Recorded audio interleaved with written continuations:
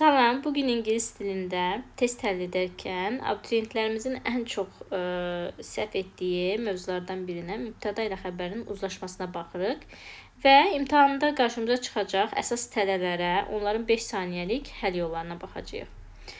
Birincisi, a number of və the number of məsələsinə gəlin baxaq. Şagirdlər çox vaxt artiklını görürlər və xəbəri tək götürürlər. Amma bu bilirik ki, tam tərsi nədir a number of məsələsində? A number of bir çox deməkdir və a number of-dan sonra cəm isim gəlir və cəmdə xəbər qoyuruq.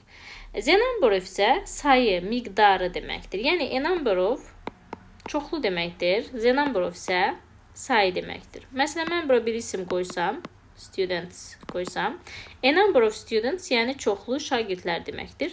Təbii ki, cəm xəbər istəyəcək. The number of students isə şagirdlərin sayı deməkdir. Təbii ki, tək xəbər istəyəcək. Yəni, mənasına da baxsaq məntiqlə, çoxlu şagirdlər deyiriksə, cəm xəbər götürərik. Şagirdlərin sayı deyiriksə, tək xəbər götürərik. Yəni, a number of və the number of ifadələrində artiklını görüb çaşmırıq. Artiklı olan cəm xəbər, z artiklı olan isə tək xəbərlə işlənir. Nümunəyə baxaq. A number of students, gördüyünüz kimi a number of gəlib, cəm xəbər. The number of students, tək xəbər.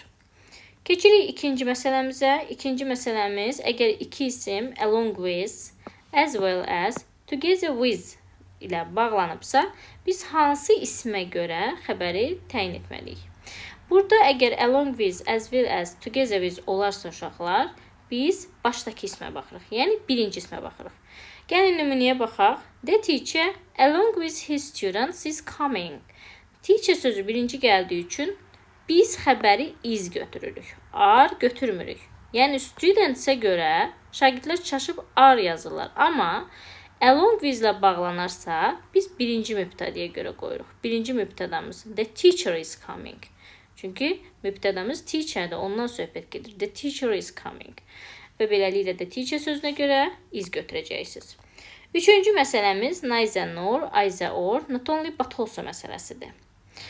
Uşaqlar, neither nor, either or, not only but also yuxarıdakı qaydanın əksinə burada ikinci mübtədəyə baxırıq. Yəni, yuxarıdakı qaydada along with, as well as, together with-də biz birinci mübtədəyə baxırdıqsa, indi ikinci mübtədəyə baxırıq. Neither nor, either or, not only but also da xəbərə ən yaxın olana baxırıq. Yəni, hansı xəbərə yaxındırsa, onu götürməliyik. Ona uyğun qoymalıyıq xəbəri. Məsələn, neither the teacher, burada birinci mübtədamız teacherdir.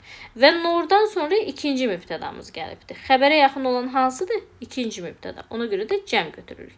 Əgər biz bunların yerini dəyişsək, yəni birinci the students, sonra teacher yazsaq, teacher sözünə görə təbii ki, izdən istifadə edəcəyik. Xəbərə ən yaxın hansıdırsa, ona uyğun da xəbəri təyin edirik.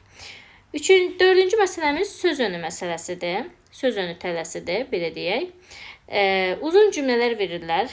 Xəbərin yanına da cəm isim qoyurlar. Burada nümunədə gördüyünüz kimi the list of new books. Xəbərin yanında görürsünüz, cəm isim qoyublar. Amma biz burada yenə söz önüdən öndəki ismə baxırıq. Söz önüdən öndəki isim təkdə olduğu üçün listə görə biz is götürürük. Yəni, books-a görə are götürmürük. Listə görə is götürürük.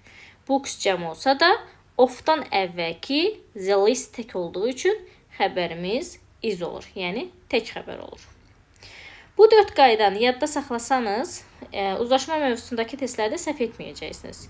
Çünki ən çox çaşdırıcı testlər bu 4 qaydadan düşür. İstəsəniz, şərh bölməsində yazdığım indi aşağıdakı testi də həll edib cavabını qeyd edə bilərsiniz.